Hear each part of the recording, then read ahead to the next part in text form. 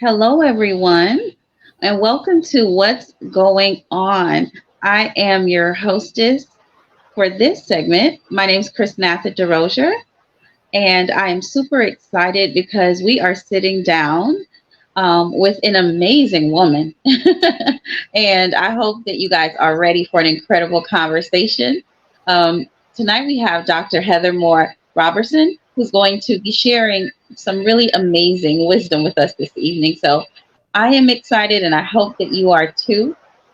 Just highlight some of her incredible accomplishments, and this is just a little bit because she's pretty amazing. She was named City and State Pennsylvania's 2024 list of Black Trailblazers, and she's also contributed to several books on race and civic engagement as well. And so we're going to be hearing all things diversity and inclusion, as well as the just beauty of Black lives. And so we're going to have a really amazing conversation. So I am excited. If you could please help me welcome um, our amazing guest this evening, Dr. Heather. How are you?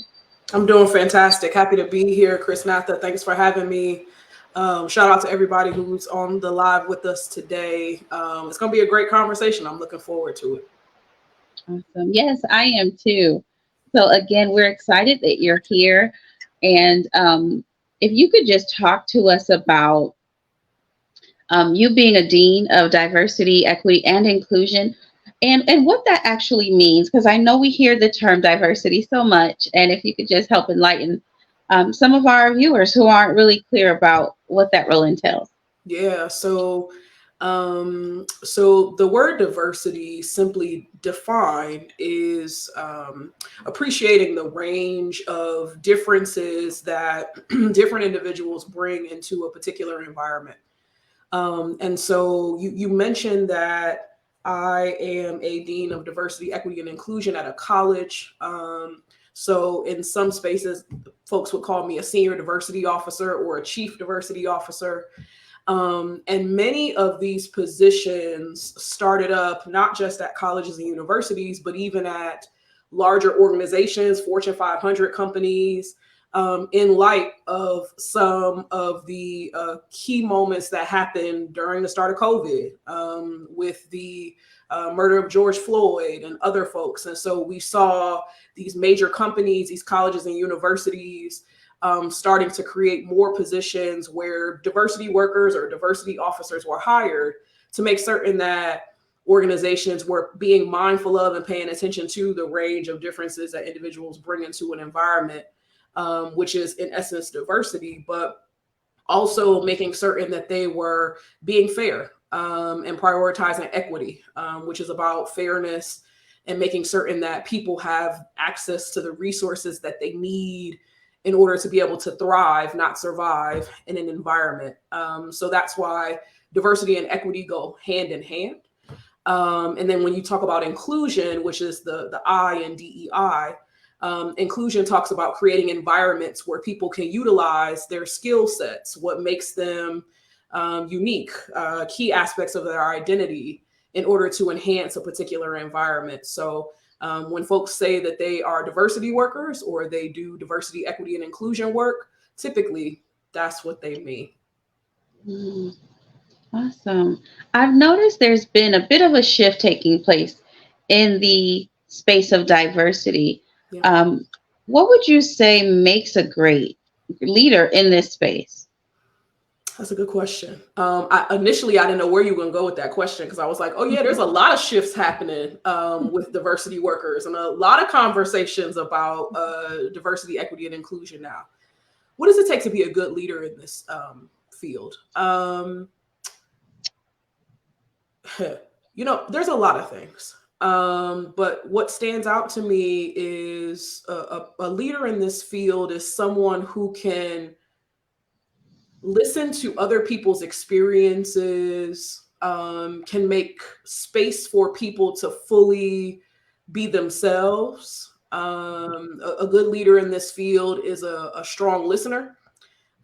someone who can analyze a organization or institution's culture and see what's missing, someone who is savvy and strategic.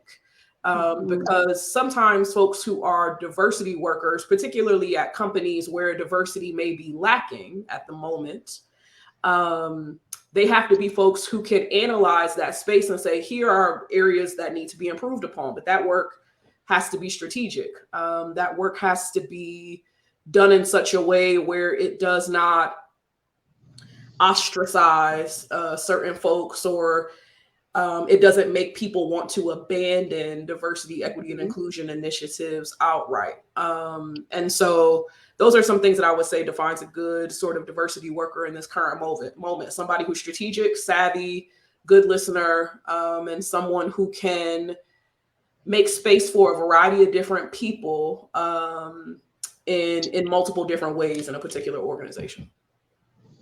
Awesome. In terms of diversity, community on campus, in terms of Greek, right? The Greek life, and even specifically Black Greek organizations, how important would you say is it for that to have a presence on campus? Is it important? Is it not? And if it is, why would you say it is? I do think it's important. But I also think that there's work that needs to be done in order to make space for Greek letter organizations to be able to thrive, right? That component of thinking about equity and thinking about inclusion. So some of the research that I've published on recently talked about this experience that I had at my current institution, where I helped to reactivate a chapter of Phi Beta Sigma Fraternity Incorporated on my campus, which is a predominantly white institution. My institution is over 200 years old. And when I arrived, there were no Divine Nine or historically Black Greek letter organizations on my campus. And so we had heard rumblings about the fact that there used to be this chapter of Phi Beta Sigma Fraternity Incorporated at my current institution. And I thought, let's try and see if there are students who are interested in it so we can revive it, because it was important to think about adding Black Greek life in this predominantly white space, because our student body was changing. Our demographics were changing. So when I first got here almost a decade ago, there were less students of color than there are now. And so it's important to have different opportunities, particularly related to Greek life, that are available for students of color specifically, for all students, but especially for students of color. We know that historically Black Greek letter organizations were created because Black and brown folks back in the day couldn't get into the historically white sororities and fraternities. And so it's really important to think about ways that Black Greek letter organizations can be introduced at predominantly white institutions in ways that are constructive and productive for all folks involved. But they cannot be a placeholder for fixing all things related to race and racism on college and university campuses. There's got to be other work that's happening too. So I think it is important for Black Greek letter organizations to, be at colleges and universities and at predominantly white institutions, but it's got to be done in a way that is meaningful and productive for all involved. I love that. And I think it's so important with the diversity space, just making sure that there's a voice for everyone. Sure. Absolutely. Agreed. Absolutely agree.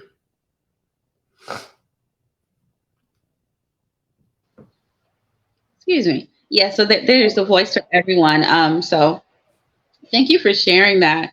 And if we could just pivot just a bit. I know that Mother's Day is something that is coming up. And I wonder if you could just share with us, what are some inspirational women in your life that has made a difference on you, has made an influence on you to help you become the woman that you are today? Yeah, great question. There's so many women. You mentioned Mother's Day. I might have an opportunity to talk about my mother later. She's one of the first folks that come to mind, but there's two others. So The first is my paternal grandmother, my father's mother, my grandma Lottie, who, God rest her soul. When I wasn't with my parents, I was with my grandma Lottie and my uncle Squeaky. And so my grandmother was from rural Mississippi, moved up to Buffalo following her older brother, and moved up there with this guy and ended up having 10 kids. It was my grandfather. And what my grandma Lottie taught me was about the importance of faith, family, and community. She was always hosting Bible studies at the house, and people were coming over talking about the goodness of the Lord. She was always cooking for somebody something, even though her refrigerator was empty. That's something that I didn't necessarily think about until it left my lips just now. But like, her refrigerator was always empty, but she always had food on the table. She was always able to, really make $1 out of 15 cents and find ways to make something happen, even if it didn't look like it was gonna happen. And she never abandoned the east side of Buffalo, which is where I'm from, which is a predominantly Black working class community. She lived there until she transitioned, and she made a home there, even when folks were encouraging her to leave. She always found a way to create home wherever she was at, and I admired that about her. So that's the first person, my grandma Lottie. The second person is my academic godmother, Crystal Austin Seymour, Buffalo native. Also, we affectionately called her Mama Crystal. She transitioned a year before COVID, 2019, and I was amongst the group of former students of hers who were there when she was close to officially transitioning. So what is memorable to me about Mama Crystal is that she didn't have children of her own, but she adopted all of her students, not all of them, some of us. And so even though she was not given the opportunity to be a mother in the biological sense, she mothered so many of us. Mothered us through relationships, mothered us through school, mothered us when we needed to be fed, gave us tough love. And the biggest thing that I take away from Mama Crystal, which I value so much, is she taught me how to make excellence a part of my DNA. She had this quote that when we first met her, she would tell us to memorize and commit to memory. And if I had a tattoo, this was what would be tattooed on me. Mediocrity is unacceptable. So she was telling this to a bunch of Black and brown, low income kids in the city of Buffalo who were identified as gifted or smart. And she said, y'all might be smart, but, mediocrity is unacceptable. You need to commit to excellence. And so she was a safe space for me and some of my colleagues to be able to thrive and fail in a community with folks that look just like me. So I'm grateful to those two and many of the other folks as well. That is so awesome. Thank you for just giving us just a peek into some of the ladies who have been such a blessing to you, your grandmother, your godmother, and even your mom.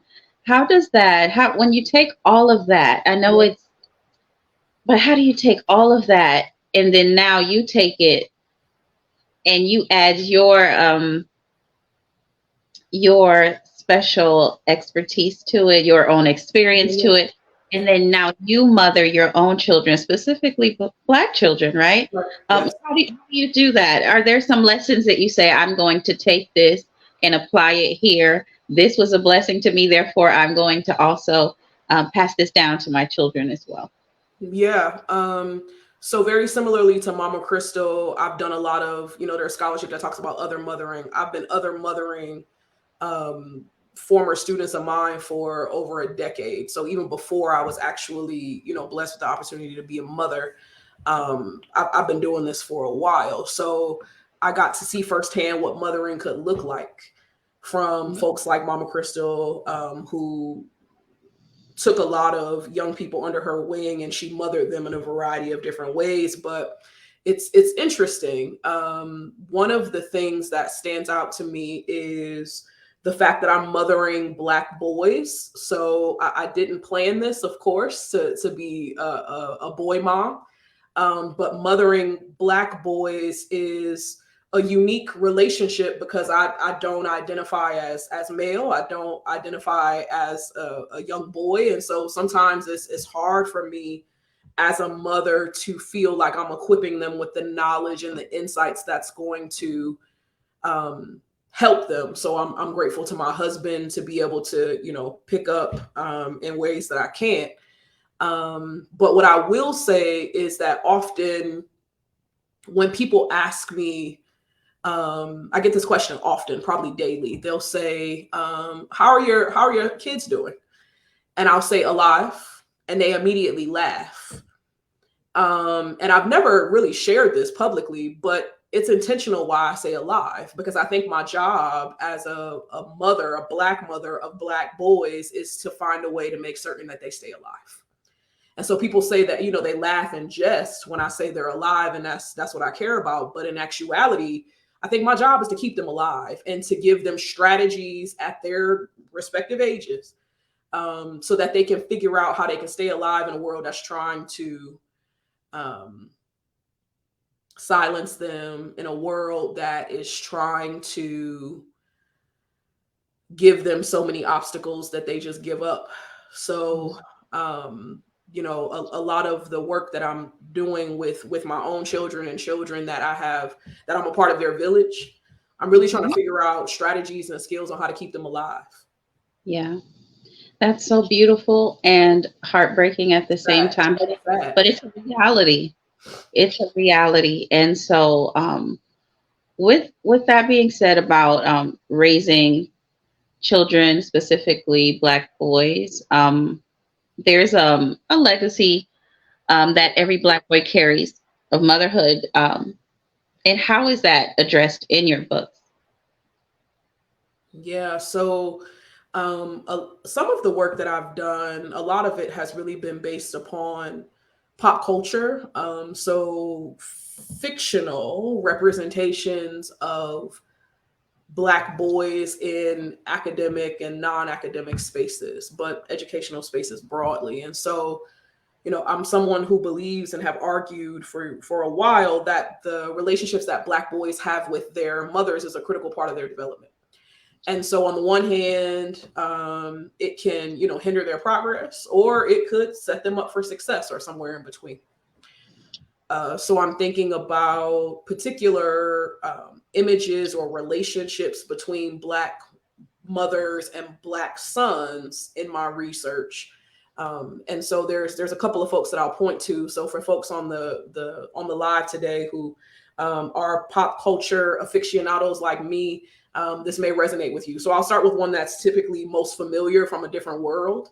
I think about the relationship between like Dwayne Wayne and not Patti LaBelle, but his mother, who was played by Patti LaBelle. And I think about the ways that she nurtured his love of academics, love of mathematics, supported him, had little pet names for him, called him her chipmunk, and he was able to take interest in computers and all things academic and education. And we know how he ended up. He ended up going on to college and, teaching in college, and, had a quote unquote stereotypical successful life. So I think that part of that success, what was central to that success, is being able to go home and have a mother who is, encouraging him to consider academic opportunities that may propel him forward in the future. On the flip side, I think about another television series that is a bit more contemporary, that a lot of people talk about. It's widely recognized as one of the greatest television series ever, The Wire, which was on HBO in the early 2000s. I think about my favorite season 4. If you watch The Wire season 4, you know what mother-son relationship I'm going to. I'm going to Delonda Bryce and Naaman Bryce. And that relationship is one of the more heartbreaking ones, where Delonda Bryce is in a relationship with her son Naaman's father, who is currently incarcerated as a so-called, drug dealer. And she wants her son to follow in his father's footsteps.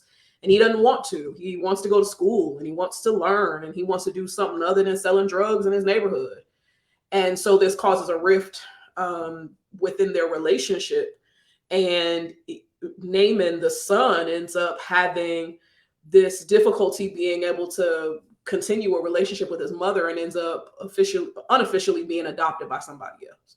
So in sum, it's really important that mothers and sons have relationships, but relationships that can be really beneficial for the development of young African American boys at various stages of their lives, from birth to death, even, right? Because the mothering doesn't stop when you turn 18.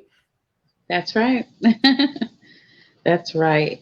So how do you, as an educator, how do you address that in your curriculum or within your students, just that pressure that mothers have, right, to be stronger than everyone, to kind of everyone's support, and just navigate this journey of motherhood, and which can be very complicated? Yeah. Aside from being a mother, I'm also a Black woman. So being a Black woman, there are certain kinds of pressures that we face as Black women, both at work and outside of work. In my opinion, Black women are not given the luxury of making mistakes. We are not given the opportunity to be mediocre. We have to be perfect. We're not allowed to be anything less than perfect. And I've talked a little bit earlier in our conversation today about research, but a large part of my identity is a teacher. So I've been teaching at the college level for the past 16 years. And so if I can answer this question this way, the pressures that I feel as a Black woman shows up in the classroom too. And I think it really came to head probably about 8 years ago, when I was experiencing this pressure to be perfect, never make a mistake, always come off as polished and put together with my students. And then in February of 2016, the night before one of my classes, I get a call from one of my cousins, one of my favorite cousins. And she said, and I quote, "Your favorite cousin Ariel was just killed by the police last night," end quote. And it rocked me because I was already having a rough time. It was February in the semester. I was struggling to keep it all together. I was a new member of the faculty. I was still within my first year here, actually. Mm-hmm.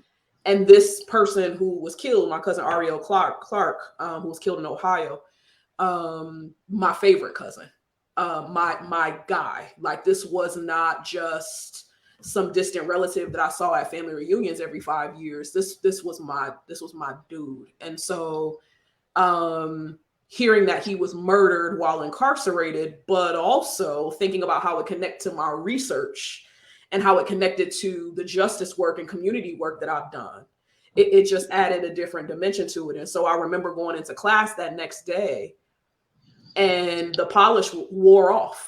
The polish was gone. There was no polish. There was no perfection. There was no pressure. It was, I am broken and I don't, and I can't hide it from y'all. Mm-hmm. And so I remember telling students, my cousin was murdered last night and I don't know what we're going to do today. So we might just have to come to class and watch a movie. We might just have to sit here in silence. I might let y'all go, but I just can't even process words right now. And so while I still certainly feel the pressure, being a faculty member and now as an administrator, being a senior diversity officer at a college, I push my students, I push people on my team to see themselves as full human beings who are authentically who they are. I don't force people to fit into boxes or molds in order to work with me. I just want people to show up however they can show up and be able to be their best selves and know that moments are going to happen that are going to challenge us. And I try to make space to create community for folks to be able to be with folks. So when those challenges and obstacles do show up, that they have a community, people that they can lean on. That's so amazing, because it's definitely one of the definitions of a great leader, just having a safe space for everyone to be their full selves. Yeah. Um, and I know it may have been some time ago, but I do want to offer my condolences for your cousin. That's a loss is a loss, and that's really challenging and hard. Thank you. And you have that firsthand experience, like you said, about the work that you do, the research that you've done, and you can speak to your students. Like, I understand. I really do get it. Right. I'm a Black woman. I've experienced loss, challenges, pressure, that feeling of wanting to not make a mistake Yeah. because I'll be judged for being fully human. And so those pressures are real. So having this diversity space and a woman such as yourself who really gets it, I think it's important work. And I just want to thank you for the incredible work that you're doing. Thank you.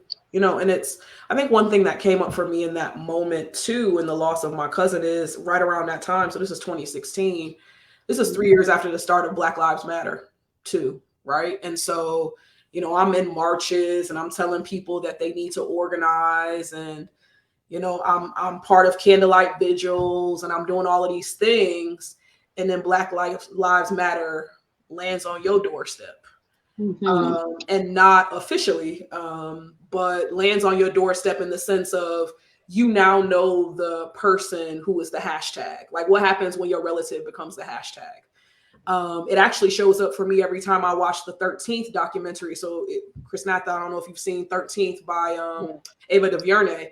My cousin Ariel Clark's name is listed in that documentary at the end of it. So I can't watch the documentary. I show it in class, I leave, because I can't watch it, because every time I see it, it gets brought up again for me. And so it's one thing to teach about Black Lives Matter and the importance of social justice and social movements.